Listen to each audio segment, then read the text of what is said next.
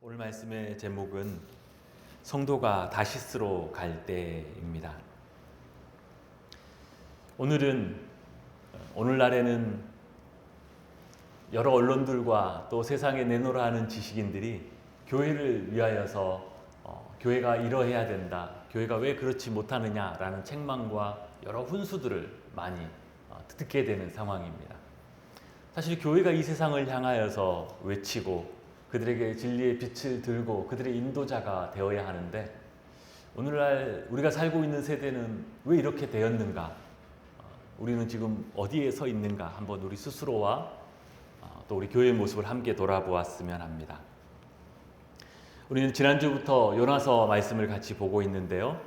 요나의 행적을 통하여 교회가 또 믿는 성도가 하나님의 뜻 가운데 서 있지 못하면 세상의 빛과 소금이 되어야 할 우리가 어떤 존재로, 어떤 모습으로 될 수 있는지를 우리에게 보여주고 있습니다. 우리는 지난 시간에 니느웨로 가서 하나님의 말씀을 전하라는 그 명령을 피해 달아나는 요나의 모습을 보았습니다. 그는 선지자임에도 그 일만은 그토록 하기 싫어했고 그 일을 명하신 하나님을 피하고 싶었습니다. 왜냐하면 그 일이 이스라엘을 먼저 생각하는 요나의 바램이나 또 그동안 요나가 해왔던 이스라엘을 위한 사역과도 맞지 않았기 때문입니다. 그는 니느웨에는 그런 사람들에게는 심판을 내리셔야지 하나님의 말씀을 보내는 것은 맞지 않다고 생각했습니다. 그리고 하나님은 그 악한 이방인들을 생각하실 것이 아니라 먼저 자기 백성 이스라엘의 편이 되어야 한다고 생각했습니다. 지금 이스라엘의 안전과 축복을 위해서 염려하고 애써야 할 하나님께서 오히려 이스라엘을 박해하고 미워하는 니느웨를 염려하고 계신 이 상황이 요나는 못마땅했습니다. 니느웨 사람들에게 하나님의 말씀을 전하느니 차라리 하나님의 뜻을 외면하고 불순종하는 것을 택한 요나는 당시 세상의 서쪽 끝이라고 알려진 다시스로 도망하려고 배에 올라탔습니다. 그런데 과연 그렇게 하면 하나님을 피할 수 있는 것일까요? 하나님을 벗어날 수 있을 정도로 충분히 먼 곳이 세상 어딘가에 있기는 한 것일까요? 그렇게 마땅히 가야 할 하나님의 길을 외면하고 하나님을 피해 다시스로 가는 요나가 겪게 되는 일을 통하여서 우리는 우리 믿는 성도가 하나님을 피해 다시스로 가게 될 때 겪게 되는 일들이 무엇인지를 우리가 배울 수 있습니다. 성도가 하나님의 뜻을 외면하고 다시스로 갈 때 겪게 되는 그 첫 번째 일은 그의 영성의 추락입니다. 요나서의 말씀은 그가 다시스로 가기 위하여 그 길을 나서면서부터 일어났던 일들과 그것에 대한, 그 일들에 대한 요나의 반응을 차례로 보여주고 있는데요.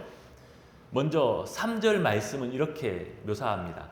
그러나 요나가 여호와의 얼굴을 피하려고 일어나 다시스로 도망하려 하여 욥바로 내려갔더니 라고 전해주고, 하나님은 그렇게 도망하는 요나를 추적하십니다. 따라 붙으십니다. 그를 돌이키기 위하여서 바다에 큰 폭풍을 일으키시죠. 4절 말씀에 여호와께서 큰 바람을 바다 위에 내리심에 바다 가운데 큰 폭풍이 일어나 배가 거의 깨지게 된지라. 그리고 그렇게 큰 폭풍이 일어나자 그 배에 있던 사공들과 같이 있던 요나의 반응이 5절 안에 각각 나와 있는데요. 이렇습니다. 사공들이 두려워하여 각각 자기의 신을 부르고 또 배를 가볍게 하려고 그 가운데 물건들을 바다에 던지니라.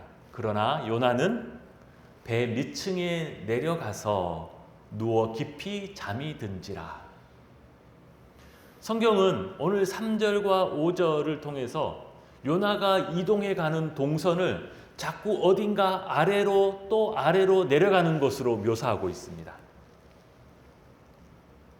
그는 하나님을 피하여 도망가려고 하면서 욥바로 내려갔고, 폭풍이 일어나자 이번에는 배 밑층으로 내려갔고, 그리고 그곳에서 그는 더 깊은 영적인 잠으로 빠져듭니다. 이것은 단순히 요나의 물리적인 움직임 그 이상을 말해주고 있습니다. 그가 계속해서 아래로 내려가고 있는 동선은 그 그의 영성이 계속해서 밑으로 추락하고 있다는 것을 보여줍니다. 영성이 끝을 모르고 추락하던 요나는 결국 영적인 잠에 빠져버렸고 나중에는 바다에 던져져 그 끝을 모르는 추락으로 결국 죽음과도 같은 물고기 뱃속에까지 이르게 됩니다. 성도의 영성이 추락한다는 것은 그 믿음이 추락한다는 것입니다. 그의 경건의 능력이 추락한다는 것이고 하나님을 믿고 섬기며 그가 받았던 모든 은사와 영적인 생명력을 다 잃어버린다는 의미입니다. 성도가 영성을 잃어버린다는 것은 마치 소금이 그 맛을 잃어버리는 것과 같고 노래를 불러야 할 가수가 그 목소리를 잃어버린 것과 같습니다. 하늘을 날아야 할 새가 그 날개를 잃어버리는 것과 같습니다. 즉 성도가 영성을 잃어버린다는 것은 성도로서 가장 귀한 그에게 있는 거의 모든 것이라고 할 수 있는 것을 그가 잃어버리고 있다는 뜻입니다. 왜냐하면 영성을 잃어버린 성도는 맛을 잃은 소금처럼 쓸모없어질 것이고 목소리를 잃어버린 가수처럼 또는 날개를 잃어버린 새처럼 그 누구에게도 인정받지 못하고 내버려져 보잘것없는 취급을 받게 될 것입니다. 우리의 영성은 하나님을 섬기고 그분의 말씀과 은혜를 알면 알아갈수록 더 커지게 되어 있습니다. 더 풍성하게 되어 있죠. 하나님과 동행하는 삶과 순종을 통하여 우리의 영성은 계속 성장하는 것이 주님의 뜻입니다. 그런데 그렇게 자라고 성장해왔던 우리의 영성이 어느 순간 그 성장을 멈추고 갑자기 아래로 추락해 내려가기 시작합니다. 그것이 언제일까요? 다시스로 가기로 마음을 먹는 그 순간부터입니다. 하나님의 뜻을 뒤로 하고 자기의 뜻 때문에 자기의 생각 때문에 다시스로 가는 그 배에 오르는 그 순간부터 우리의 영성은 성장을 멈추고 아래로 내려가기 시작합니다. 성도가 다시스로 갈 때 겪게 되는 두 번째 일은 세상의 짐이 된다는 것입니다. 오늘 다시스로 항해하는 선원들과 그 배에 탄 모든 사람들은 갑자기 불어닥친 폭풍으로 큰 위기와 두려움을 겪습니다. 배가 거의 깨지게 되어서 그들은 배를 조금이라도 가볍게 하려고 하고 어떻게든 애를 써서 살아남아 보려고 모든 물건을 바다에 내던지면서까지 지금 발버둥을 치고 있지요. 5절 전반부 말씀이 이렇습니다. 사공들이 두려워하여 각각 자기의 신을 부르고 또 배를 가볍게 하려고 그 가운데 물건들을 바다에 던지니라. 물론 그 배에 탄 선원들과 거기에 있던 모든 사람들은 거의 대부분 이방인이었고 하나님을 모르는 사람들이었습니다. 그래서 그들은 그 위기 속에서 각각 자기들이 섬기던 신의 이름을 부르면서 자기 나름대로 생존을 위해서 몸부림치고 있었지요. 그런데 실상 이 모든 상황이 다 누구 때문이었습니까? 원래 그 배의 사람들은 다 아무 일 없이 편안하게 다시스까지 항해할 수 있었습니다. 그런데 요나가 그 배에 타는 바람에 그들은 일기예보에 나온 적도 없는 폭풍에 갑자기 시달리면서 지금 이 두려움 가운데 빠지게 되었지요. 성경이 말하는 것은 지금 하나님도 모르고 두려움을 겪고 있는 그들, 생존을 위해 몸부림치고 있는 그들의 이 모든 상황이 다 요나 때문임을 지적하고 있지요. 그들은 지금 살아남아 보려고 가졌던 짐들을 바다에 내던지고 있습니다. 어떤 이들은 그 짐을 실어 가기 위해서 다시스에부터 요바에까지 왔고 또 요바에서 다시스로 오가고 있을 텐데 그들의 여행의 목적인 그 짐들을 내던지면서까지라도 살아남으려고 합니다. 그런데 사실 그들이 생존을 위해서 내버려야 할 진짜 짐, 진짜 가장 큰 짐은 요나였습니다. 그들은 자신이 가진 짐을 내어버리고 그렇게 해서도 위험이 계속되자 7절에 이렇게 행합니다. 그들이 서로 이르되 자 우리가 제비를 뽑아 이 재앙이 누구로 말미암아 우리에게 임하였나 알아보자 하고 곧 제비를 뽑으니 제비가 요나에게 뽑힌지라. 즉 그들은 우리가 살아남기 위해 진짜 버려야 할 짐이 무엇인지를 알아보고자 했습니다. 그리고 하나님은 그 짐이 요나임을 그 모든 사람 앞에서 드러내셨습니다. 이제 요나는 그들 앞에서 자기가 누구이고 어떻게 여기까지 왔고 어떻게 그들 인생의 큰 짐이 되고 있는지를 설명합니다. 오늘 9절과 10절 말씀이지요. 우리 오늘 9절과 10절 말씀을 같이 한번 다시 읽어보겠습니다. 그가 대답하되 시작. 그가 대답하되 나는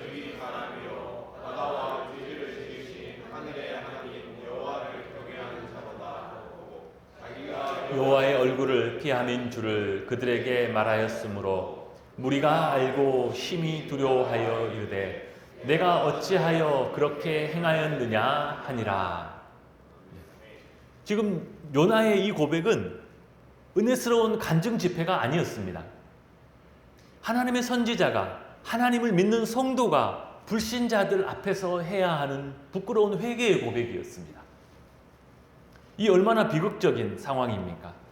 진리의 말씀으로 세상에 생명과 소망을 전해주고 그들이 지고 있는 무거운 짐을 풀어주고 덜어주어야 할 그들이, 그들에게 평안과 안식을 전해줘야 할 하나님의 사람이, 그의 성도가 오히려 그들에게 짐이 되고 있는 상황입니다.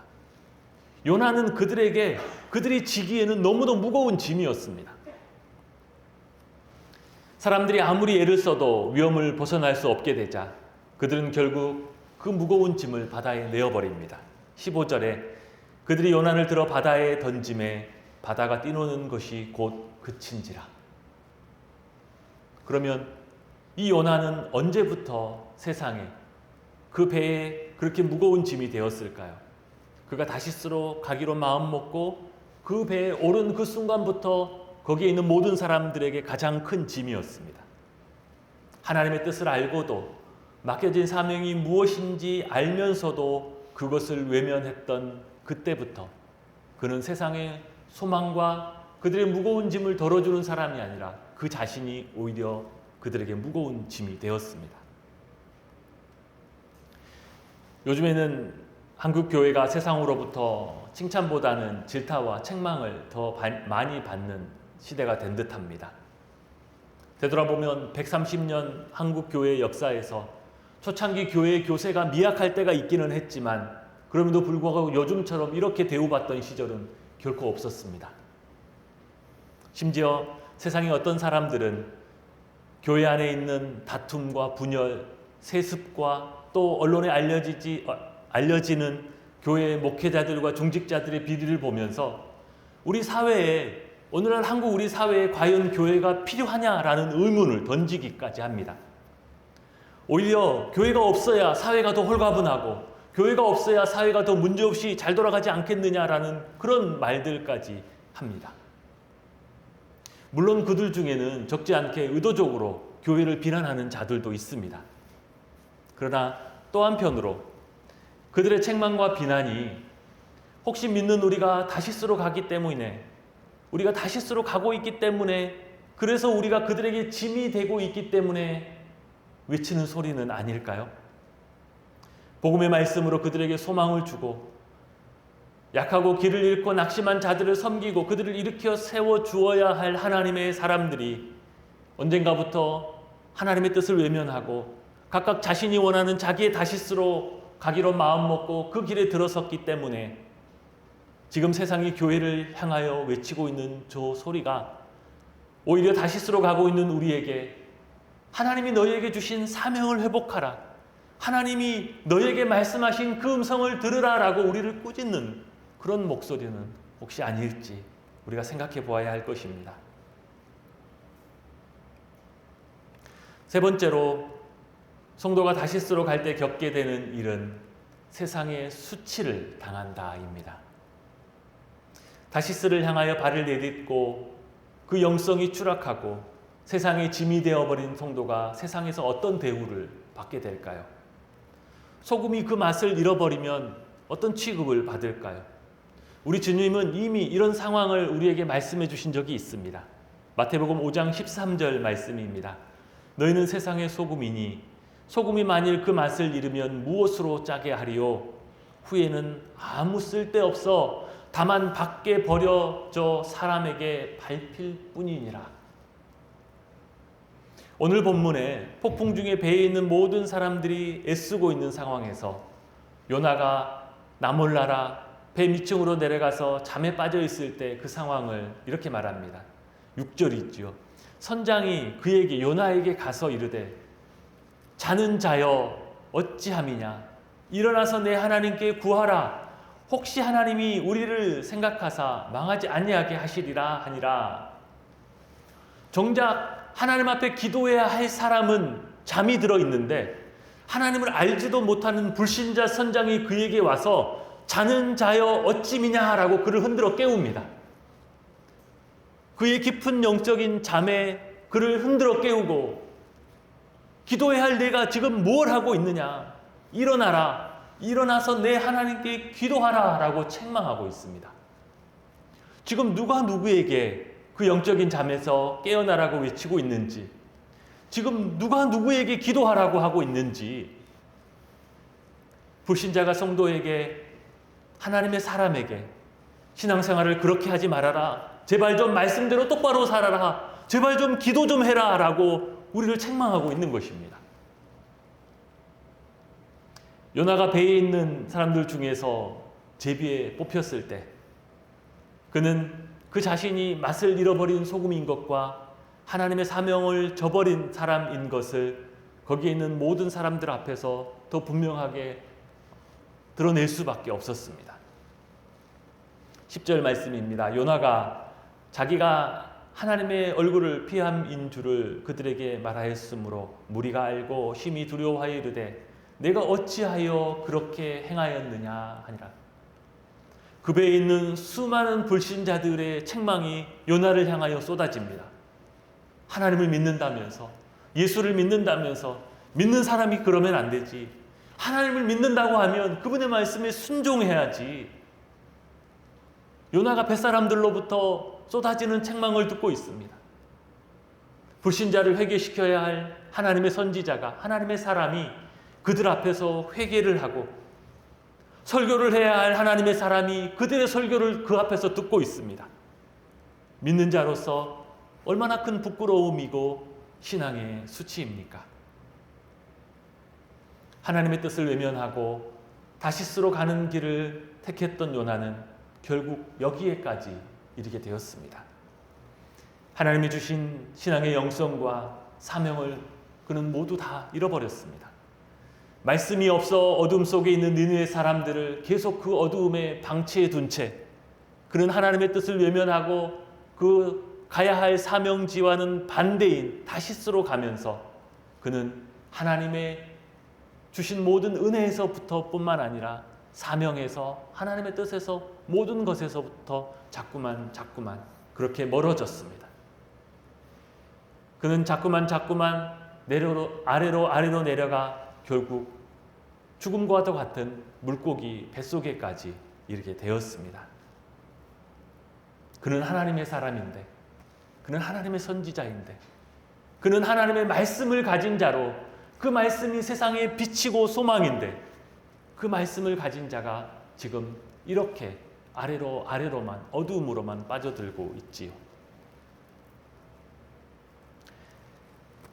파푸아 누기니 깊은 오지에서 일평생 성경 번역 선교사로 헌신했던 메를린 라즐로 선교사의 이야기입니다. 그는 젊은 처녀 시절, 젊었을 때 하나님의 부르심을 받고 일평생 독신으로 살면서 파푸아 누기니에 있는 세픽 이왬족에 그들에게 가서 복음을 전하는 일에 자신의 삶을 드렸습니다. 그 부족이 살던 곳은 얼마나 오지였던지 외부의 사람이 걸어서 그들에게 접근할 수 있는 길은 거의 없었습니다. 모터가 달린 배를 타고 강을 거슬러 한참을 올라가야만 그 부족이 살고 있는 그 지역에 이를 수 있었습니다. 오지에 있는 소수 부족들의 언어가 다 그렇듯 부족 전체가 채 5천 명도 안 되는 이 세픽 이왬족의 단어는, 그들이 가지고 있는 그 언어는 자기들끼리 의사소통을 할 수 있는 기본적인 수준에 머물고 있었습니다. 그래서 문명인들이 보기에 그들의 언어는 단어의 수도 너무 제한적이었고 문법이나 어휘도 체계화되지 않았고 기록할 수 있는 문자 자체도 존재하지도 않았습니다. 오지 부족들의 언어가 어떤지 성경 번역을 하는 선교사님들의 말을 들어보면 어떻게 그렇게 인간의 언어가 불편 없이 사용되어질 수 있을까라고 느껴지는 정도입니다. 그들이 가지고 있는 언어는 대부분 그들이 손으로 집을 수 있는 간단한 명사, 그들이 몸으로 할 수 있는 간단한 동사, 이 몇 가지 것이 전부인 경우가 대부분입니다. 추상적인 단어, 관념적인 단어는 그들은 알지도 못하죠. 오지에 있는 어떤 부족들은 그들의 언어가 얼마나 제한적인지 숫자를 셀 때 이렇게 센다고 합니다. 하나, 둘, 많다. 셋 이상은 다 많은 것입니다. 그러면 그들에게 오병이어의 기적, 5천 명을 먹이신 기적을 어떻게 설명할까요? 그들에게 숫자가 무엇인지부터 가르치기 시작해서 5천이 얼마인지를 이해해야 그 본문이 의미가 있어지는 것이죠. 메릴린 선교사는 그곳에 가서 그들과 함께 생활하면서 그들의 입에서부터 그들의 말을 하나하나씩 배우기 시작하고 그들에게 없는 단어, 아무리 찾아도 그들에게는 그런 말이 없다라고 했을 때는 그들의 단어를 그녀가 만들어주면서 그들에게 하나님의 말씀을 전해주었습니다. 그 선교사가 그 세피기원족의 부족장에게 당신들이 입으로 하는 그 말이 문자로 기록될 수 있다라는 그 여자의 말에 그 주장은 너무나 놀랐다고 합니다. 어떻게 우리의 입에서 나오는 말이 글이 되어서 흔적으로 남을 수 있느냐며 놀랐다고 해요. 그 부족은 메릴린 선교사가 전해준 복음을 듣고 그리스도인으로 신앙을 고백하는 사람들이 점차 늘어갔지만 그들의 언어로 된 성경이 없었기 때문에 그들은 더 이상 하나님의 말씀을 읽고 묵상하거나 또는 그 말씀을 체계적으로 배우는 것이 너무나 제한되었습니다. 메릴린 선교사는 하나님이 보내신 그곳에서 그들과 거의 일평생 같이 생활하면서 성경에는 있지만 그들에게 없는 단어를 만들어주고 알파벳으로 그들 언어의 표기법을 만들어주면서 결국 오랜 수고와 노력 끝에 그 세픽 이완족의 언어로 된 성경을 다 번역했습니다. 번역 작업이 끝나고 멀리 외부에 있던 인쇄소에 그 성경의 제작을 의뢰했습니다. 그들의 언어로 된 성경을 제작하게 된 것이죠. 그 부족 사람들에게는 언제 그 선교사가 그 성경을 배에 싣고 돌아오게 될 것인지도 미리 알려주었습니다. 그날이 되어서 메릴린 선교사는 배에 그 인쇄된 성경을 가득 싣고 그 강을 따라 부족 마을로 돌아가고 있었는데 그 마을에 가까이 오자 온 마을 사람들이 강둑에 나와 기다리고 있었고 그들은 서서 그 배를 따라오면서 손을 흔들고 옷을 벗어 흔들면서 이렇게 외쳤습니다. 하나님의 말씀이 오고 있다. 하나님의 말씀이 오고 있다. 하나님의 말씀이 우리에게 오고 있다. 하나님의 말씀이 우리에게 오고 있다. 그들은 그 배를 따라 계속 가면서 외치고 기뻐하고 눈물을 흘렸다고 합니다. 하나님의 말씀을 맡은 자가 세상을 향해 나아가면 세상은 그렇게 외칩니다.